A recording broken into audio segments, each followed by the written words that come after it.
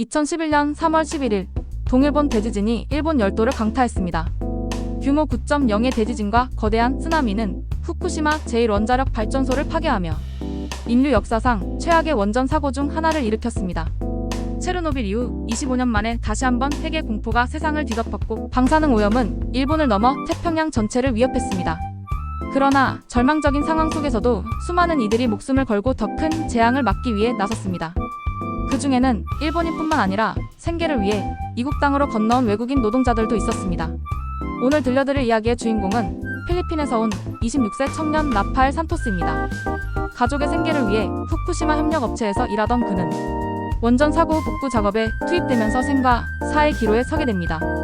방사능의 위험을 알면서도 작업을 멈출 수 없었던 한 청년의 이야기를 통해 우리는 진정한 용기와 희생이 무엇인지, 그리고 그 희생을 헛되이 하지 않는 것이 얼마나 중요한지 깨닫게 될 것입니다. 구독과 좋아요, 그리고 알림 설정 부탁드립니다. 안녕하세요. 저는 라파엘 산토스입니다. 2008년 필리핀 마닐라에서 일본으로 건너온 기술자입니다.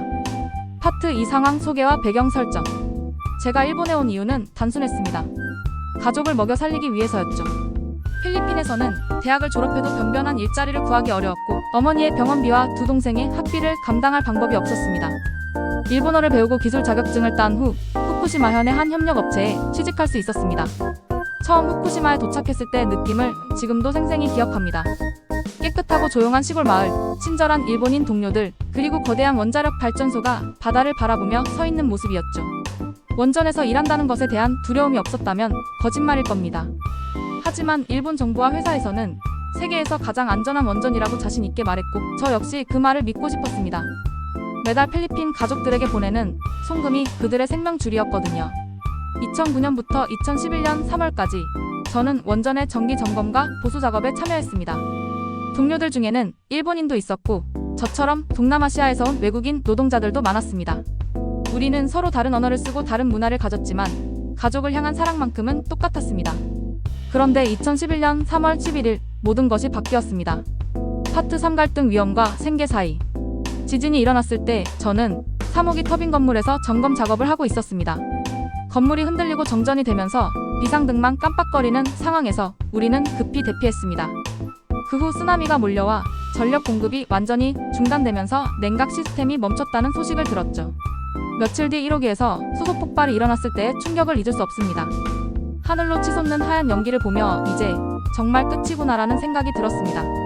하지만 더 큰 재앙을 막기 위해서는 누군가는 남아서 작업을 계속해야 했습니다. 회사에서는 자원자를 모집했고 많은 일본인 동료들이 나섰습니다. 저 역시 고민에 빠졌습니다. 방사능 피폭의 위험은 명확했지만 이 일을 그만두면 가족들이 당장 곤란해질 것이 뻔했거든요. 어머니는 당뇨 합병증으로 매달 비싼 약값이 필요했고 동생들은 대학 등록금을 기다리고 있었습니다.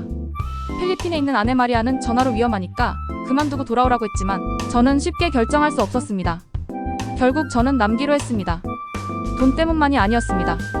동료들과 함께 이 위기를 극복해야 한다는 책임감도 있었죠. 하지만 지금 생각해보면 그때의 제가 너무 순진했던 것 같습니다. 회사와 정부가 말하는 안전 기준이 얼마나 허술한 것인지 몰랐거든요. 파트 4 문제 발생, 돌이킬 수 없는 순간. 2011년 4월 말 저는 1호기 원자로 건물 상부의 방사능 차폐 덮개 설치 작업에 투입되었습니다. 수소 폭발로 지붕이 날아간 상태였기 때문에 방사성 물질이 대기 중으로 확산되는 것을 막기 위한 긴급 작업이었습니다. 작업 전 브리핑에서 현장 관리자는 단시간 작업이므로 피폭량이 기준치 이내에서 관리될 것이라고 말했습니다. 하지만 막상 현장에 들어가니 상황은 달랐습니다. 방사 선량계가 계속해서 경고음을 울려댔고 작업 시간은 예상보다 훨씬 길어졌습니다. 크레인이 고장나면서 수동으로 무거운 철판을 옮겨야 했거든요. 동료들과 함께 4시간 넘게 작업을 계속했습니다. 방호복 안에서 온몸이 땀으로 흠뻑 젖었고 호흡도 점점 어려워졌습니다. 하지만 작업을 중단할 수는 없었습니다. 이 덮개를 씌우지 못하면 방사성 물질이 계속 노출될 테니까요.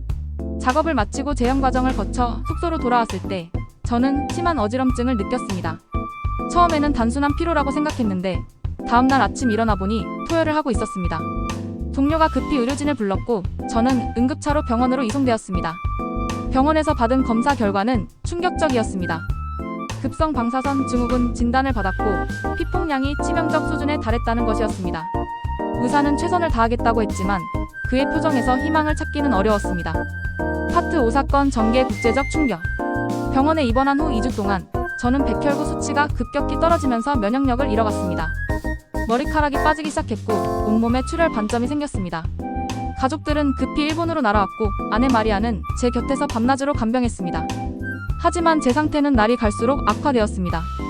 그러던 중 한국의 한 방송사 기자가 병원을 찾아왔습니다. 그는 후쿠시마 외국인 노동자의 실상을 세상에 알리고 싶다며 인터뷰를 요청했습니다. 저는 남은 힘을 다해 카메라 앞에 섰습니다. 저는 가족을 위해 일했을 뿐입니다. 하지만 제가 받은 대우는 일본인 동료들과 달랐습니다. 우리는 더 위험한 곳에 먼저 투입되었고 안전 교육도 제대로 받지 못했습니다. 이것이 정의로운 일일까요? 이 인터뷰는 한국은 물론 국제사회에 큰 파장을 일으켰습니다. 일본 정부는 개별 사례라며 책임을 회피했지만 국제원자력기구와 각국 언론들이 관심을 보이기 시작했습니다. 특히 한국에서는 이것이 바로 핵의 진짜 얼굴이다.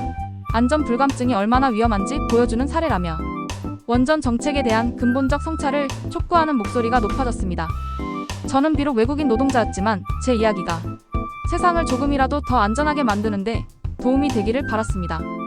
그것이 제가 할 수 있는 마지막 기회였으니까요. 파트 6 해결 기억을 새기는 사람들. 2011년 5월 23일 저는 가족들이 지켜보는 가운데 조용히 눈을 감았습니다.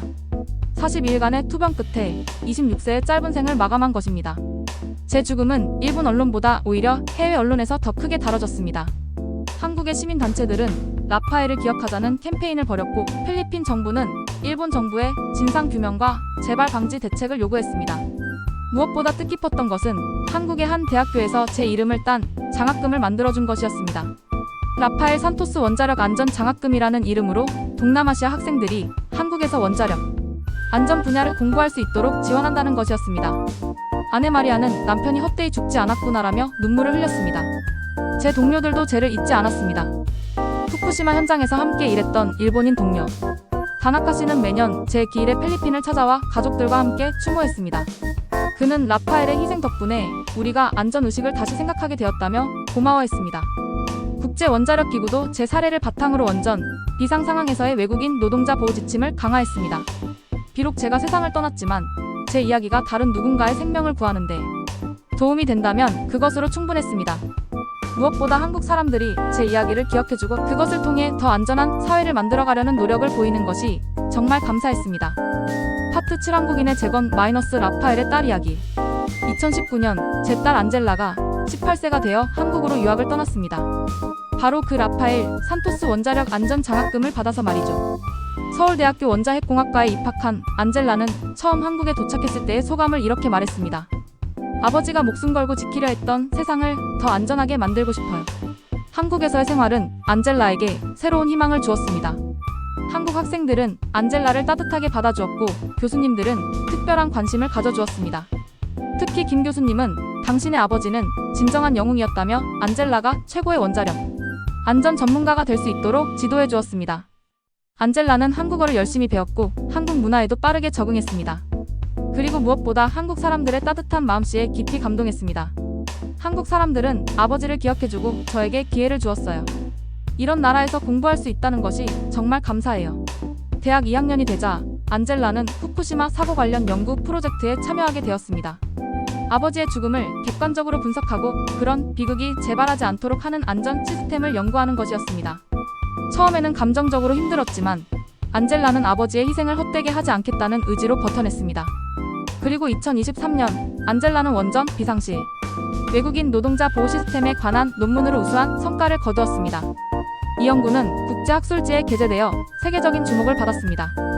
파트 8 메시지 진정한 국가의 힘.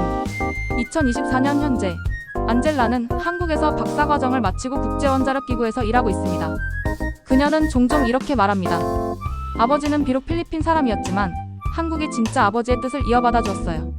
한국은 외국인의 희생도 기억하고 그 교훈을 사회 발전의 밑거름으로 삼는 나라예요.